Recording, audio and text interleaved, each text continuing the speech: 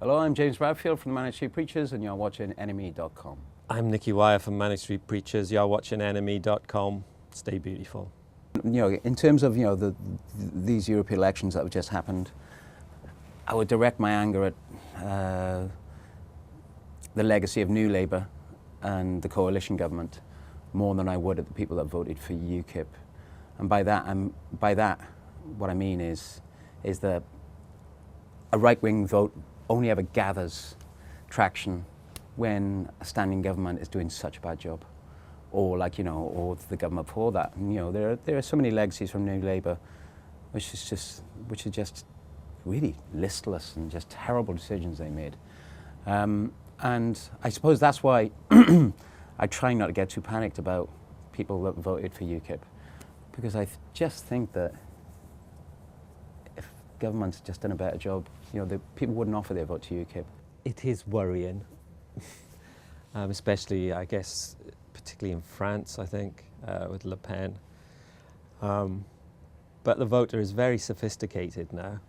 I mean, France virtually voted a communist president 2 years ago with Hollande, who puts tax rate up to 75% straight away, and then they vote, very right-wing in the Euro elections. It shows a dissatisfaction and a disconnect, with the institutions of Europe itself. I just think, on a very simple level, for people that have really tough lives, like my parents had when I was growing up, to deal with two levels of government, whether it be local government and then, obviously national government, that's enough for people to take in.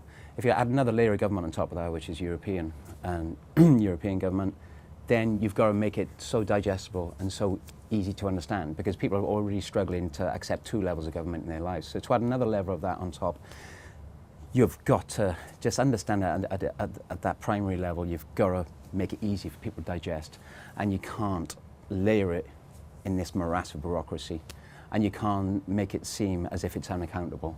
And unfortunately, European kind of government has made itself intractable, for people to understand, and they seem, or it's perceived to be, unaccountable to normal people.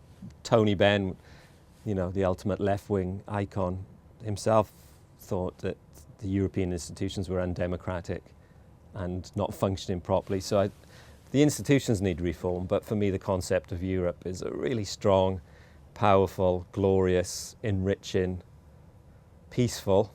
The biggest thing of all is the peace dividend, really. So I feel really comfortable with all those concepts of Europe. And it's trying to get that across, really, that there's an amazing amount of positivity from the European Union, which people have become totally distanced from. And when that happens, it's always the right that kind of fills the void. When the left abandons and kind of becomes blind, the right fills it, and that's always deeply worrying.